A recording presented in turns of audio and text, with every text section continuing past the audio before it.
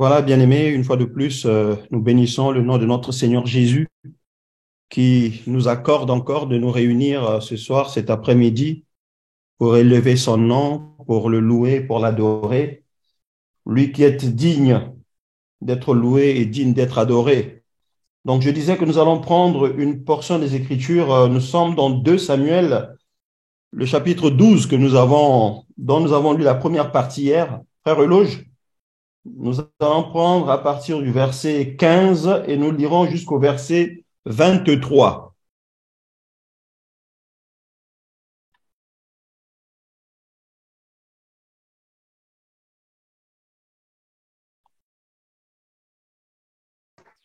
Je lis la parole du Seigneur dans 2 Samuel, chapitre 12, du verset 15 au verset 23. La parole déclare: Et Nathan s'en alla dans sa maison. L'Éternel frappa l'enfant que la femme d'Uri avait enfanté à David, et il fut dangereusement malade. David pria Dieu pour l'enfant et jeûna. Et quand il rentra, il passa la nuit couché par terre. Les anciens de sa maison insistèrent auprès de lui pour le faire lever de terre, mais il ne voulut point et ne mangea rien avec eux. Le 7e jour, l'enfant mourut. Les serviteurs de David craignaient de lui annoncer que l'enfant était mort, car il disait: Voici, lorsque l'enfant vivait encore, nous lui avons parlé et il ne nous a pas écoutés. Comment oserons-nous lui dire: L'enfant est mort? Il s'affligera bien davantage.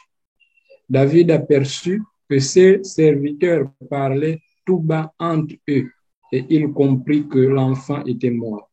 Il dit à ses serviteurs: L'enfant est-il mort? Et ils répondirent: Il est mort. Alors David se leva de terre. Il se lava, soignit et changea de vêtements, puis il alla dans la maison de l'Éternel et se prosterna. De retour chez lui, il demanda qu'on lui serve à manger et il mangea. Ses serviteurs lui dirent: Que signifie ce que tu fais? Tandis que l'enfant vivait, tu jeûnais et tu pleurais. Et maintenant que l'enfant est mort, tu te lèves et tu manges.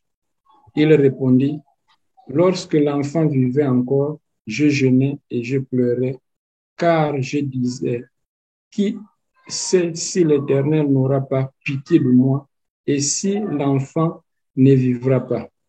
Maintenant qu'il est mort, pourquoi jeûnerai-je? Puis-je le faire revenir? J'irai vers lui, mais il ne reviendra pas vers moi. Amen. Amen, parole du Seigneur. Voilà, donc ça, c'était la suite de notre chapitre de 2 Samuel 12 que nous avons commencé à lire hier. Voilà, donc nous avons vu que en conséquence de son péché, David, en conséquence de son péché, Dieu va lui annoncer que l'enfant qu'il avait eu avec Bathsheba devait mourir, hein, bien-aimé. Donc, cet enfant devait mourir. C'est ce que nous disent les Écritures. Donc, le verset 15, « Et Nathan s'en alla dans sa maison. L'Éternel frappa l'enfant que la femme d'Uri avait enfanté à David, et il fut dangereusement malade. » Voilà, bien-aimé. David pria Dieu pour l'enfant et jeûna. Et quand il rentra, il passa la nuit couché par terre. Bien-aimé, j'aimerais soulever en fait un aspect dans la scène que nous venons de lire. On est en train de nous dire que David Dieu a décrété que cet enfant-là va mourir. Nous en avons parlé hier, hein, on ne va pas y revenir. Cet enfant-là va mourir. David va se dire, sait-on jamais, je veux supplier le Seigneur pour que cet enfant vive et qu'il ne meure pas. Bien-aimés, qu'est-ce que nous disons? Nous disons en fait que David s'est débattu par ses propres forces. Il a posé des actes de manière charnelle qui ne lui ont pas été inspirés par Dieu. Nous voyons aujourd'hui, bien-aimés, combien nous nous débattons dans la prière pour certains sujets, oubliant quelquefois que Dieu, lui, a déjà arrêté la chose. Je me rappelle dernièrement, nous avons prié pour une requête que nous avait déposée frère Olivier, hein, cette sœur qui était à l'hôpital, qui finalement est décédée. Nous avons dit que Dieu bien-aimé n'est pas dans les émotions. Dieu est esprit. Il n'éprouve pas les émotions comme nous. Essayons de nous souvenir un tant soit peu la destruction de Sodome et de Gomorrhe, bien-aimés. Abraham a intercédé pour Sodome et Gomorrhe. Mais la chose, bien-aimée, était arrêtée de Dieu. La chose avait déjà été arrêtée. Il faut que je détruise. Et c'est fini. Lorsque Dieu a dit la chose, bien-aimée, c'est pas évident qu'ils reviennent, qu'ils reviennent derrière. Donc, nous, quelquefois, bien-aimés, nous nous débattons dans la prière pour des sujets que Dieu lui-même, dans sa préscience, a déjà arrêté, que telle chose, c'est comme cela que je vais l'opérer. Et donc, ce que nous pouvons faire, nous le faisons de notre propre chef. David pria et il jeûna. Bien-aimé, combien de chrétiens aujourd'hui ne passent-ils pas des temps dans le jeûne, mais des jeûnes que Dieu n'a pas inspirés, bien-aimé. Mais vous pouvez beau prier pour jeûner pour une situation, mais bien-aimé, si le Seigneur a déjà arrêté la chose, hein, comme disait Joseph à Pharaon, si la chose est arrêtée par Dieu, cette chose-là, bien-aimé, va s'accomplir obligatoirement. Donc, David va jeûner et il va prier. La Bible nous dit même qu'il passait la nuit couché par terre. Toutes ces actions-là, c'était des actions de désespoir. Comme quelquefois, nous en avons. Quelquefois, dans le désespoir, nous posons des actes croyant que Dieu nous reconnaît dans ces choses-là, alors que Dieu n'y est pas du tout. Bien-aimés, nous disons souvent que nous ne pouvons pas aider Dieu.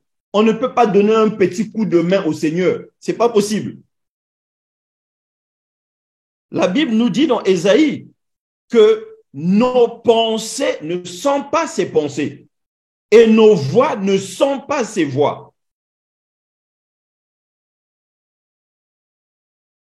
Vous savez, bien-aimés, pour nous humains, ce bébé qui va mourir, nous, comme nous sommes émotifs, comme nous avons dit hier, l'homme est fait de chair, nous sommes émotifs. Donc, pour nous, ça va nous attrister qu'un bébé puisse mourir, mais pas pour Dieu. Aux yeux de Dieu, c'est ce qu'il y avait de bien à faire. Parce que cet enfant-là n'était pas, cet enfant qui va mourir là, n'était pas là, dans la volonté de Dieu, en fait. Cet enfant devait impérativement mourir. Vous voyez, dans la Bible, il se passe il y a l'histoire du roi Ézéchias. Je ne sais pas si tout le monde connaît tout le monde connaît ce passage-là. Ézéchias, c'était un homme qui craignait le Seigneur, qui était juste, et ainsi de suite. Et Dieu va l'informer qu'il devait mourir à la suite d'une maladie qu'il avait contractée. Il était malade et Dieu va lui faire dire par un prophète que tu vas mourir. C'était ça la volonté parfaite de Dieu, qu'Ézéchias meure. Mais Ézéchias qui avait, on va dire quoi, peut-être des rapports privilégiés avec le Seigneur, va crier au Seigneur, il va dire, Seigneur, non, je ne peux pas mourir. Je n'ai pas envie de mourir. Donc là où notre frère Paul va dire que pour moi, la mort m'est un gain, Ézéchias, pour lui, la mort n'était pas un gain. Il va dire que non, Seigneur, je ne peux pas mourir. Et Ézéchias va contrecarrer la volonté parfaite de Dieu qui était qu'il puisse mourir. Il va encore vivre une quinzaine d'années, bien aimé. Il va vivre une quinzaine d'années.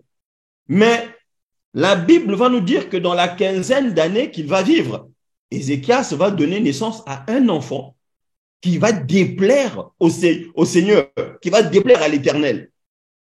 Est-ce que nous voyons un peu? C'est ça que Dieu, c'est même un très bon parallèle que je viens de prendre. Donc, vous voyez, l'Éternel va dire à Ézéchias, tu vas mourir. Ézéchias va refuser cette mort-là et le Seigneur, dans sa volonté permissive, va permettre à Ézéchias de vivre encore quelques années. Et c'est pendant ces années que Ézéchias va aller faire un enfant, mais malheureusement, cet enfant-là ne va pas marcher en obéissant au Seigneur. Il va aller vers des dieux étrangers. Est-ce que nous voyons un peu la différence entre la volonté parfaite de Dieu qui va se manifester dans la mort de l'enfant de Bathsheba, dans notre lecture d'aujourd'hui? Parce que vous connaissez certainement la conséquence. La conséquence est que cet enfant va mourir, mais Dieu viendra par la suite consoler Bathsheba. Dieu viendra par la suite consoler Bathsheba. Et Bathsheba aura un autre enfant. Si vous continuez la lecture après le verset 23, vous verrez que Bathsheba aura une autre grossesse et elle va enfanter un autre enfant. Et cet enfant qui naîtra là, naîtra par rapport à la volonté parfaite de Dieu. Et cet enfant-là, c'était Salomon, le roi Salomon. Donc, bien aimé, nous voyons que la volonté de Dieu surpasse toute volonté, bien aimé. La volonté de Dieu surpasse toute volonté. Nous allons prendre un passage pour illustrer cela. Quelle doit être l'attitude d'un enfant de Dieu lorsqu'il prie le Seigneur, bien aimé? Quelle doit être l'attitude d'un enfant de Dieu lorsqu'il prie le Seigneur? Frère Eloge, allons dans Luc 22, le verset 42. Luc 22, verset 42. Lisons la parole du Seigneur dans Luc 22, verset 42. La parole déclare, disant, Père, si tu voulais éloigner de moi... Est-ce que tu peux commencer à partir du verset 41, s'il te plaît? Ok. Verset 41. Où il s'éloigna d'eux à la distance d'environ un jet de pierre. Et s'étant mis à genoux, il pria, disant, Père, si tu voulais éloigner de moi cette coupe, toutefois que ma volonté ne se fasse pas, mais la tienne. Amen. Amen. Est-ce que nous voyons l'attitude de notre Seigneur? Le Seigneur Jésus, voyant, là c'est la scène de Gethsémane, hein, voyant son malheur arriver, il prie le Seigneur. Il dit, Seigneur, si seulement tu pouvais éloigner cette coupe, si seulement tu pouvais éloigner cette coupe, toutefois, non pas ma volonté. C'est-à-dire, Jésus voit son malheur approcher. Il sait qu'il va souffrir. Il a mal au cœur. Mais il va demander au Père, ah Seigneur, si seulement tu pouvais éloigner cet enfant. Nous voyons là en fait la différence entre la prière de David et la prière de notre Seigneur Jésus. Jésus, lui, il reconnaît que non, il ne faut pas que ce soit sa volonté qui puisse se manifester, mais que ce soit la volonté de Dieu. Hein, bien-aimé? Mais David n'est pas dans cette attitude-là. Pour David, Seigneur, sauve-moi cet enfant. C'est-à-dire qu'il veut que le Seigneur exécute sa volonté à lui. Donc, c'est ça, en fait, l'attitude qui doit animer un enfant de Dieu. C'est l'attitude de notre Seigneur. C'est l'attitude de notre Seigneur qui dit, Père, non pas ma volonté, mais que ta volonté puisse se manifester. Mais bien aimés, nous savons qu'aujourd'hui, beaucoup d'enfants de Dieu, connaissant tellement quelle va être la volonté de Dieu face à une certaine situation, mais ils ne veulent pas demander au Seigneur sa volonté parce qu'ils savent ce que le Seigneur va leur dire en réalité. Beaucoup de personnes ont pris le Seigneur, sachant que ce qu'ils demandent au Seigneur n'est pas bon en réalité, c'est pas bon pour lui. Mais ils prient quand même le Seigneur, que le Seigneur lui donne. Combien ne demandons-nous pas que Dieu nous donne des richesses? Parce que beaucoup de personnes viennent au Seigneur, non pas parce qu'ils aiment le Seigneur, ça nous le savons tous, mais beaucoup de personnes prient le Seigneur pour que le Seigneur les bénisse. Mais bien aimé, la bénédiction d'un enfant de Dieu dépend de Dieu lui-même. Et notre Dieu qui est un Père aimant ne donnera pas ce qui ne va pas t'aider dans ta marche avec le Seigneur. Parce que n'oublions pas que ce que nous vivons sur cette terre n'est qu'accessoire, ou les richesses que nous accumulons sur la terre ne sont qu'accessoires. Le plus important pour nous, c'est le royaume de Dieu. Voilà pourquoi Jésus disait que ces choses que vous demandez là, ce sont les païens qui les recherchent. Votre Père qui est dans les cieux sait que vous en avez besoin. Donc, un enfant de Dieu bien-aimé se focalise sur les choses spirituelles, sur les choses du ciel. Maintenant, les choses de la terre, les richesses terrestres, c'est Dieu qui va les mettre à notre disposition. Selon son bon vouloir. Qu'est-ce que je veux dire par là? Un chrétien peut être milliardaire. Et nous disons Amen. Dieu peut faire d'un chrétien millionnaire un milliardaire. Mais Dieu ne fera pas de tous les chrétiens des millionnaires ou des milliardaires. Tous les chrétiens ne peuvent pas être matériellement riches. Ça, vraiment, nous devons nous sortir cela de l'esprit, en fait.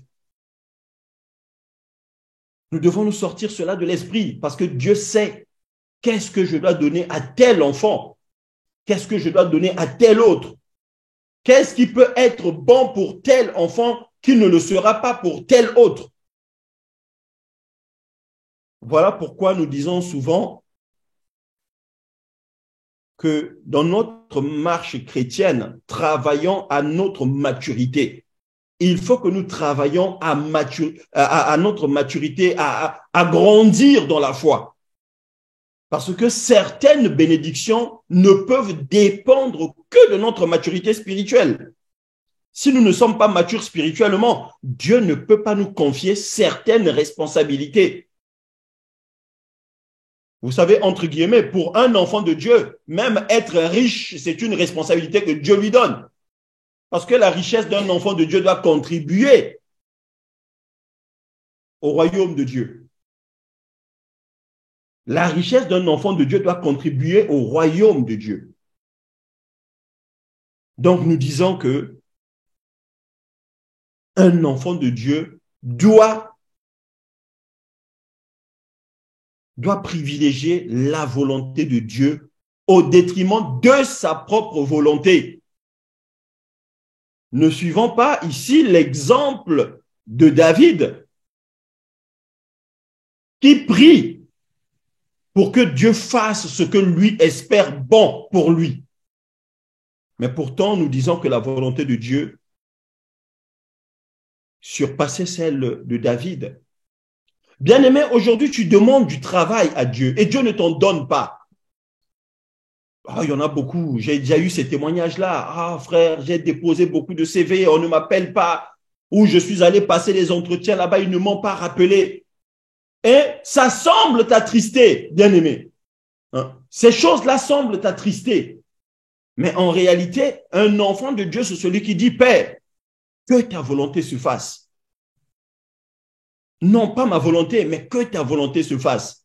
Parce que nous croyons que la volonté de Dieu, eh bien, c'est que nous fassions, plutôt la volonté de Dieu est est de nous faire du bien en réalité. Parce que Dieu ne voudra pas pour son enfant un quelconque mal, mais Dieu manifeste sa volonté pour nous faire du bien. Donc David va prier le Seigneur, il va jeûner, il va se coucher par terre. Le passage nous renseigne qu'au 7e jour, l'enfant meurt. Vous savez, David, même dans ce petit moment d'égarement, parce que pour David, ça, c'est un petit moment d'égarement. Lorsqu'il prie, lorsqu'il jeûne, en fait, c'est un moment de faiblesse pour David. Parce que vous savez que David était prophète. David était prophète. Donc ça, c'est la chair qui avait pris le dessus sur David. La chair a pris le dessus et David s'attend à ce que Dieu exauce sa prière, qui n'est pas dans la volonté de Dieu.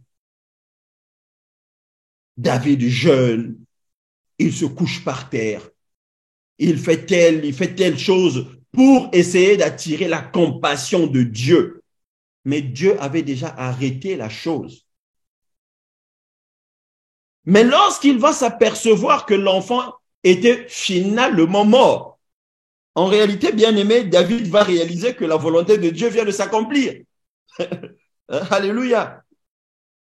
David va réaliser que la volonté de Dieu vient de s'accomplir dans la vie de cet enfant-là.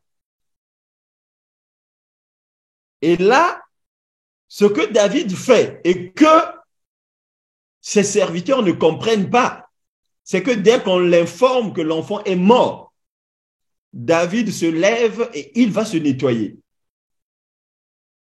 Là, en fait, il retrouve ses sens. Là, il redevient tel Job qui avait dit, l'Éternel a donné, l'Éternel a repris, que le nom de l'Éternel soit glorifié. Donc là, David retrouve son bon sens, en fait. Il se lève, il va se laver, il va s'habiller, et les serviteurs ne comprennent pas.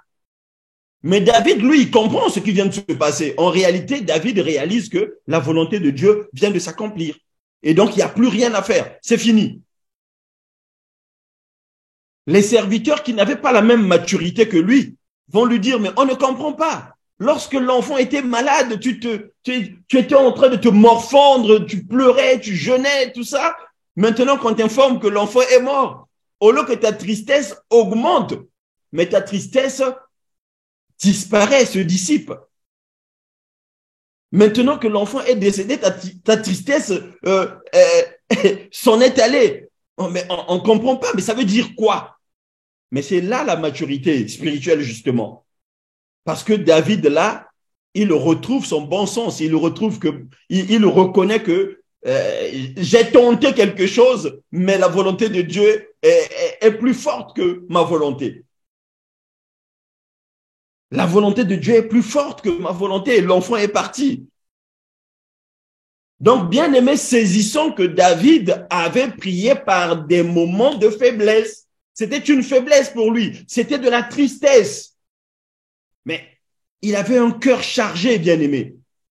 Non seulement il avait fait tuer Uri, et encore, Dieu va encore décréter que cet enfant aussi va mourir. Pour David, c'en était trop. Seigneur, c'est trop. Tu ne peux pas me faire tout. Voilà, je ne peux pas vivre tout ça. Mais le Seigneur l'avait déjà arrêté, bien-aimé. Et nous disons que dans la vie des chrétiens d'aujourd'hui, des enfants de Dieu d'aujourd'hui, ben, c'est ce qui se passe. Nous privilégions très souvent notre volonté au détriment de la volonté de Dieu. Nous ne voulons pas que ce soit la volonté de Dieu qui se manifeste. On a une sœur qui prie pour le mariage. Elle demande à Dieu, Seigneur, envoie-moi un mari, j'ai envie de me marier, envoie-moi un mari. Le jour que Dieu enverra ce frère-là auprès de la sœur, oh là là, la sœur va commencer à réfléchir. Elle va commencer à regarder le frère de bas en haut, de haut en bas. Mais comment un frère mal habillé comme ça? Comment un frère qui n'a pas de travail comme ça? Comment un frère qui ne travaille... voilà, c'est-à-dire qu'elle va commencer à analyser des choses.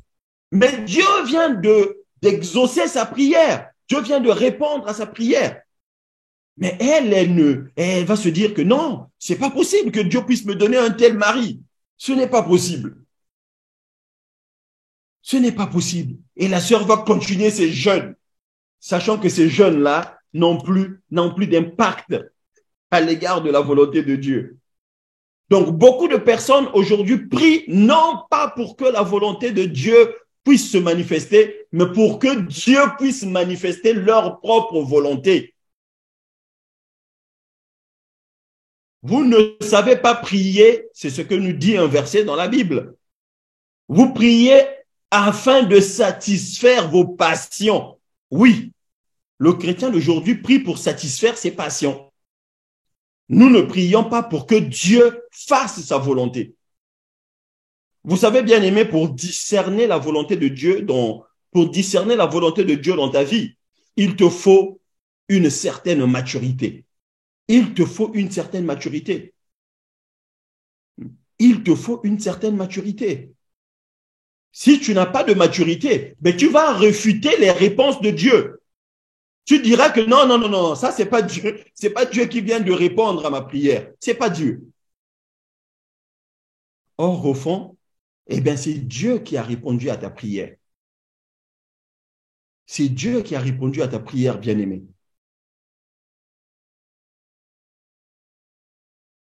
Seigneur, non pas moi, mais que ta volonté se manifeste. C'est ce que le Seigneur Jésus a dit. Et nous sommes disciples de Jésus. Disciples de Jésus, c'est-à-dire, nous devons prier comme le Seigneur a prié pour demander à Dieu que sa volonté puisse se manifester dans notre vie et non pas notre propre volonté. Hier, c'est frère Jean-Marie qui posait une question. Donc, j'étais en train de dire au frère que c'était quoi même la question de frère Jean-Marie? Frère Jean-Marie posait une question hier. Oh là là, j'essaie de me remémorer. C'était quoi, mon frère? Oui, en fait, je demandais que lorsqu'on a rencontré Dieu et qu'on a demandé le pardon de nos péchés, si on se rappelait un péché ancien, est-ce qu'il fallait redemander pardon à Dieu ou est-ce qu'il était déjà? Non, en fait, c'est pas sur ce point-là. Oh là là, on a parlé de quelque chose, mais bon, enfin, l'idée m'échappe un tout petit peu. Oh là là là là, on a parlé de quelque chose hier. Ça m'est revenu tout à l'heure, mais c'était un éclair. Et ça a encore disparu. Bon, c'est pas grave. Que Dieu soit glorifié. Ça reviendra. S'il se souvient d'un péché, pendant qu'il est en train de prier et qu'il redemande encore pardon au Seigneur, est-ce que c'est moi? Non, c'est pas ça. C'est pas cette idée-là c'est pas cette idée-là qui m'est revenue tout à l'heure.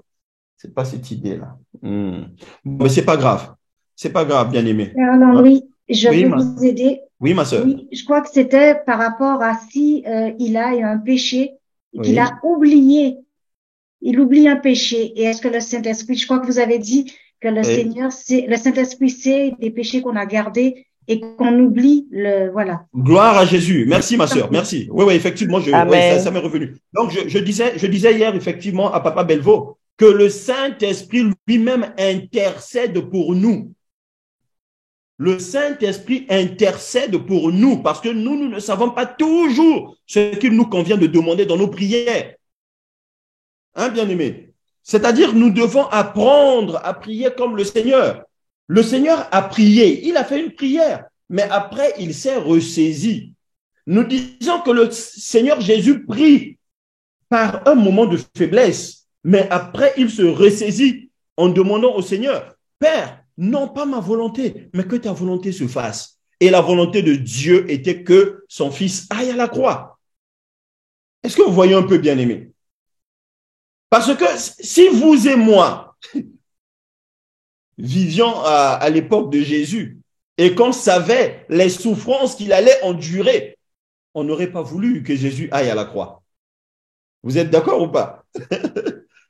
On n'aurait pas voulu qu'il aille à la croix. Mais au fond, la volonté parfaite de Dieu était que ce mec-là aille à la croix.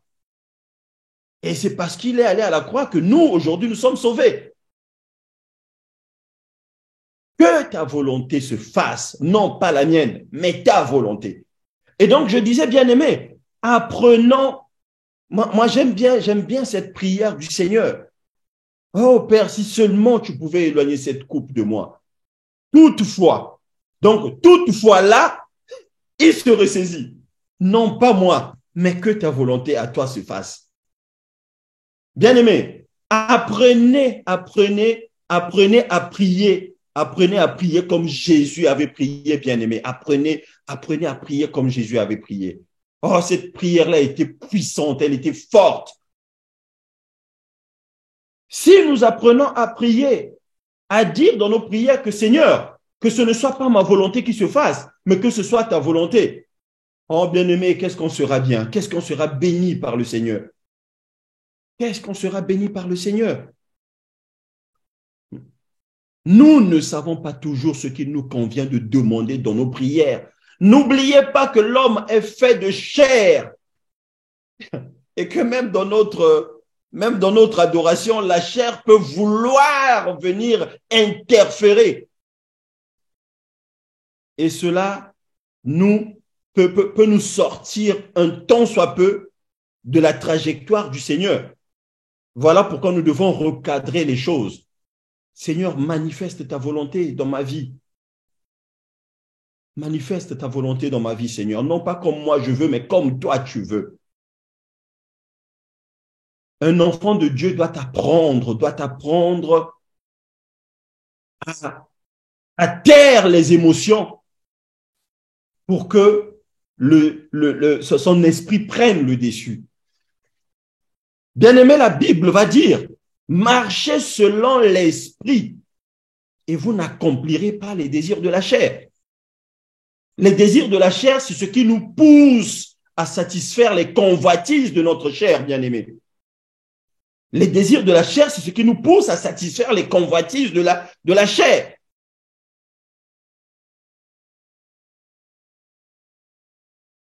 Tu demandes un mariage au Seigneur. Le mariage, c'est une bénédiction que Dieu va te donner. Mais toi, le mariage que tu demandes au Seigneur, tu essaies d'y mettre ta forme à toi. Tu essaies d'y mettre ta forme à toi. Seigneur, donne-moi le mariage. Tu ne mets pas un point parce que la volonté de Dieu est que tu te maries. Dieu sait que tu dois avoir un mari. Mais toi, tu dis, Seigneur, donne-moi un mari. Mais que ce mari-là soit mignon et qu'il ait beaucoup d'argent, qu'il ait un bon travail, qu'il ait une belle voiture. Ça, c'est ce que toi, tu vas demander à Dieu. Mais Dieu, lui, il va te donner un mari selon sa volonté. Il va t'envoyer ce frère-là qui tire encore le diable par la queue, mais qui craint le Seigneur. Oh, mais la sœur n'a pas besoin d'un homme qui craint seulement le Seigneur. Elle a besoin d'un mignon monsieur. Elle a besoin d'un monsieur qui a un bon travail. Elle a besoin d'un monsieur qui est intelligent. Mais Dieu va d'abord t'envoyer un enfant à lui qui le craint. Et là, il faut que la sœur ait cette maturité-là de comprendre que le Seigneur vient de répondre à sa prière. Hein, bien-aimé? Donc, nous voyons combien David s'était un peu égaré. Et lui-même, il l'explique. Il explique cette faiblesse-là au verset 22. Il répondit, lorsque l'enfant vivait encore, je jeûnais et je pleurais, car je disais, C'est ça que David dit. Il se disait, lui, c'est lui qui se disait, pas le Seigneur. Car je disais, peut-être que. Il sait, si l'Éternel n'aura pas pitié de moi. Il sait, si l'Éternel n'aura pas pitié de moi. Hein, bien-aimé? Il sait, si l'Éternel n'aura pas pitié de moi. Et si l'enfant ne vivra pas. Non, Dieu avait déjà arrêté. Ce qui serait bien, c'est que j'efface cet enfant-là. Il faut que j'efface d'abord ce tableau-là pour remettre les choses à neuf. Et nous avons dit que la deuxième grossesse de Bathsheba sera la naissance du roi Salomon. Et nous connaissons tous l'histoire de Salomon. Quelle était la bénédiction de Dieu qui l'a accompagné, bien-aimé.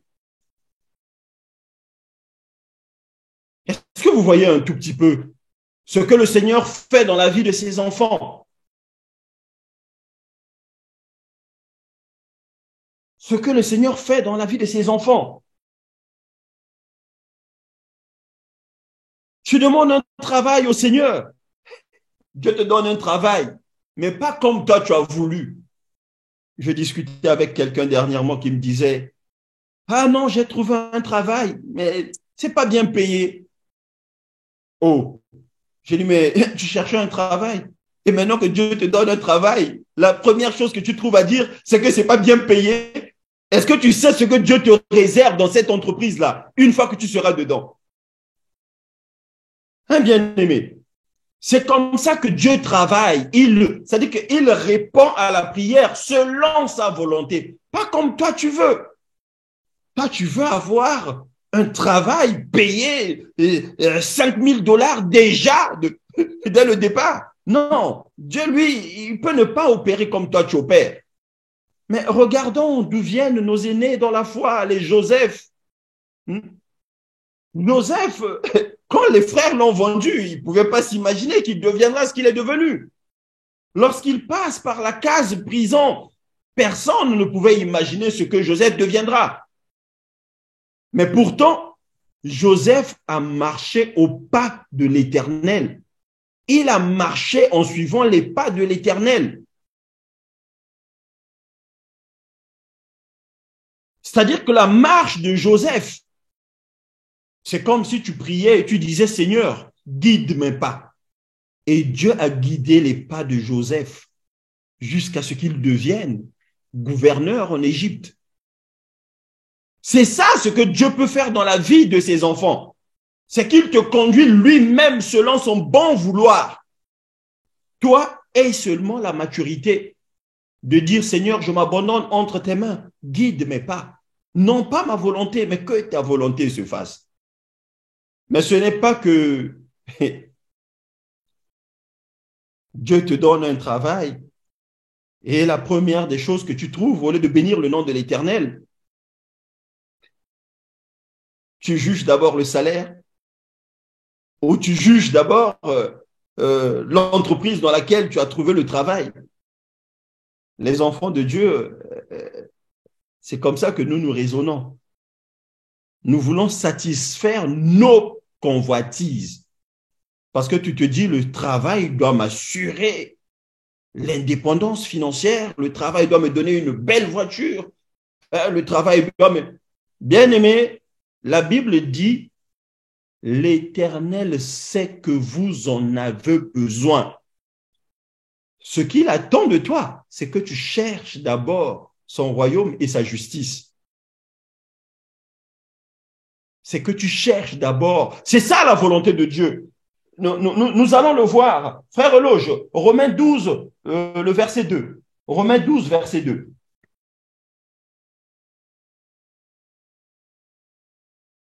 Romains 12, verset 2. Lisons la parole du Seigneur dans Romains 12, verset 2.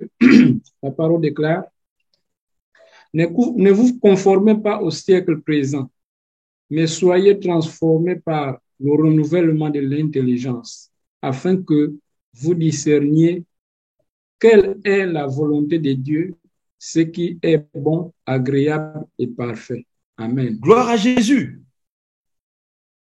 Mais ça, ce verset-là, bien-aimé, résume notre exhortation. Ne vous conformez pas au siècle présent.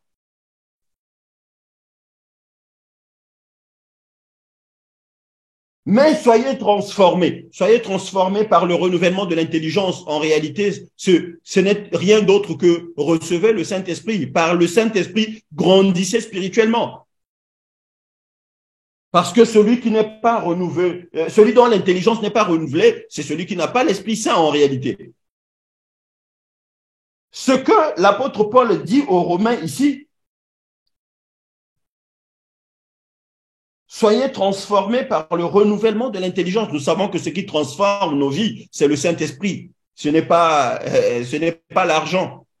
Ce n'est pas le bon travail. Ce n'est pas la belle femme que tu auras épousée qui va transformer ta vie. Non. Ce qui transforme la vie d'un enfant de Dieu, c'est la présence du Saint-Esprit. Et ici, on nous dit, soyez transformés par le renouvellement de l'intelligence. Être transformé par le renouvellement de l'intelligence, c'est ce que nous disons. Gagner en maturité. Parce que ce n'est qu'en gagnant la maturité qu'on peut discerner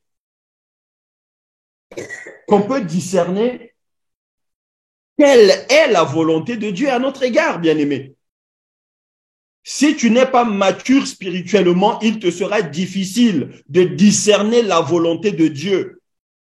C'est ça que nous disons. Mais il ne te reste qu'un billet de 50 € dans la poche. Dieu va te mettre face à une situation où tu dois dépenser les 50 € pour aider quelqu'un. Et toi, tu vas raisonner. Mais Seigneur, mais il ne me reste que ces 50 €. Si je les lui donne, mais que vais-je devenir? Qu'est-ce que je vais manger? Mais pourtant, Dieu est en train de mettre ta foi à l'épreuve. La volonté parfaite de Dieu est que tu comprennes que je dois aider cet individu qui me demande les 50 €. C'est ça la volonté de Dieu. Et une fois que tu auras exécuté que tu auras en fait obéi à ce que Dieu attend de toi, c'est alors que Dieu va te bénir derrière avec la naissance d'un Salomon. Gloire à Jésus. Pour David, c'était trop donner cet enfant. C'était trop la mort de cet enfant. Mais il ne savait pas que derrière la mort de cet enfant, Dieu va le bénir. Dieu va le bénir encore plus, je veux dire. Bien-aimé, je veux terminer par là. Vous savez, lorsque Dieu met ta foi à rude épreuve, c'est qu'il y a une grande bénédiction derrière qui va suivre. Et les vrais enfants de Dieu sont ceux qui discernent la volonté de Dieu et qui finissent par saisir les bénédictions derrière.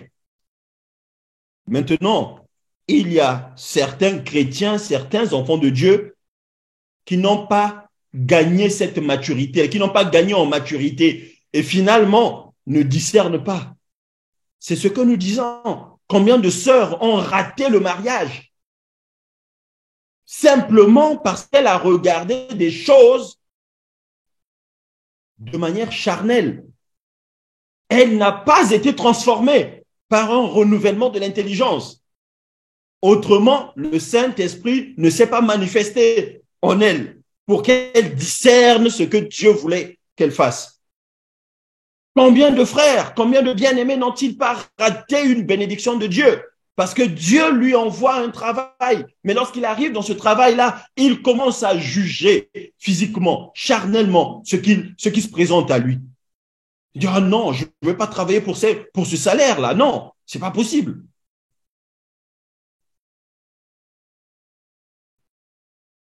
Et, bien-aimé, à cause de tes passions charnelles, cette bénédiction va passer à côté.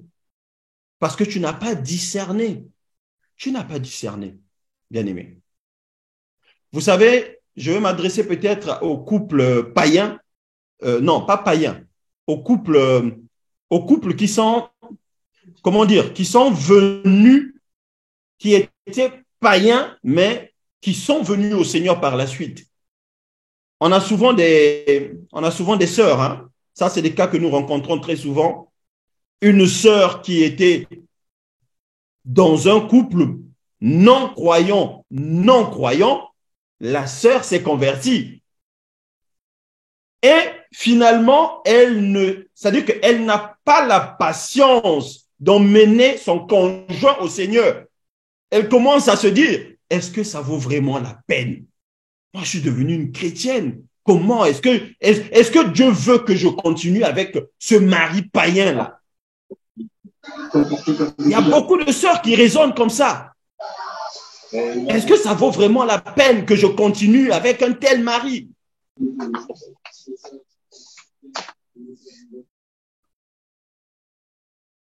Est-ce que ça vaut la peine que je continue avec un mari païen?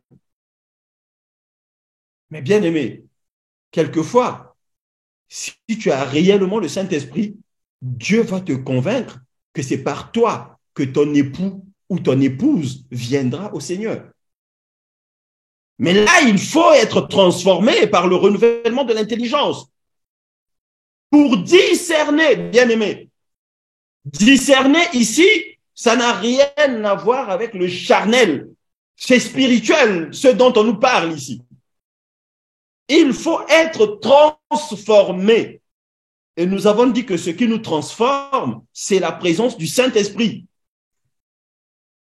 Donc, on doit être en mesure de voir des choses ou de comprendre des choses que le commun des mortels ne comprend pas. Oh, ma sœur, comment tu arrives à le supporter? Comment tu arrives à supporter un tel homme? C'est ce que dira ton entourage. Comment tu arrives à le supporter? Mais toi, tu es transformé par le renouvellement de l'intelligence. Tu as discerné la volonté de Dieu et tu as compris en fait que cet homme-là, en réalité, n'est pas mauvais. Dieu est en train de faire son travail et toi, tu es un instrument entre les mains du Seigneur pour que cet homme-là vienne au Seigneur. Bon, je parle des sœurs, hein, mais ça peut être l'inverse aussi. Hein, bien-aimé. Les choses dont nous parlons, c'est des choses spirituelles.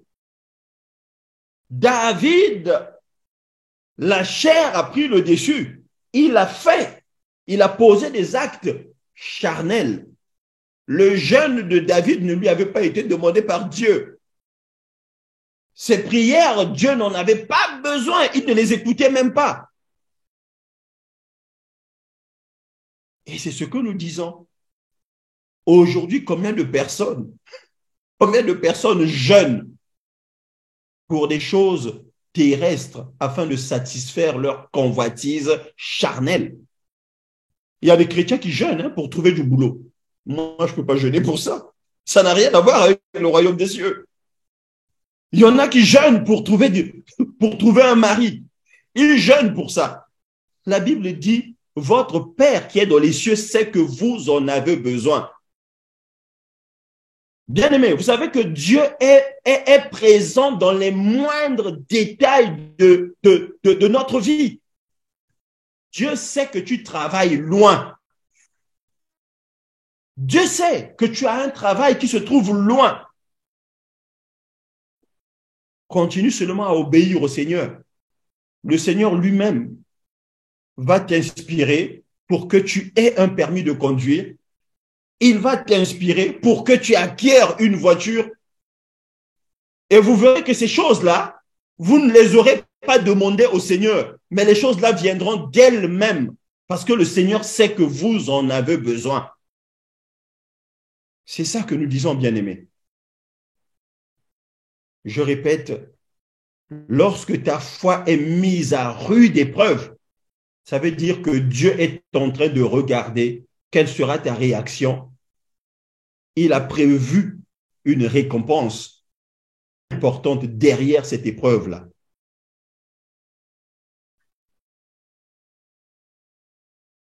Privilégions la volonté de Dieu au détriment de notre volonté. Seigneur, non pas ma volonté, mais que ta volonté se fasse. Apprenons à prier comme cela, bien-aimés. Et nous verrons comment Dieu va se manifester dans notre vie. Comment Dieu va se manifester dans notre vie. La Bible le souligne. Nous ne savons pas ce qu'il nous convient de demander, convenir. C'est-à-dire que lorsque l'apôtre Paul dit, car vous ne savez même pas ce qu'il vous convient de demander dans vos prières. C'est-à-dire que le verbe même convenir là, c'est-à-dire que c'est Dieu ne va pas exaucer toutes tes prières parce qu'il y a des prières auxquelles lui n'adhère pas. Il y a des prières auxquelles Dieu n'adhère pas. Voilà pourquoi nous devons nous faire humbles. Seigneur, que je m'abaisse afin que toi tu t'élèves. C'est ce que dira le prophète Jean-Baptiste. Que moi je m'abaisse afin que lui paraisse. C'est la même chose. Non pas ma volonté, mais que ta volonté, Seigneur, se fasse. Et la volonté de Dieu, c'est que tu grandisses spirituellement. Romains 12, le verset 2. La volonté de Dieu est que tu grandisses spirituellement pour comprendre ce que Dieu attend de toi. Quelle est sa volonté dans ta vie? Au nom de Jésus. Amen. Père éternel, nous te bénissons. Te bénissons pour ce message, Seigneur. Nous croyons que c'est ta parole qui change la vie. Oui, Seigneur, c'est toi qui as les paroles de la vie. Seigneur, nous prions que cette exhortation touche le cœur de quelqu'un ce soir, afin que sa vie soit transformée pour un renouvellement de l'intelligence.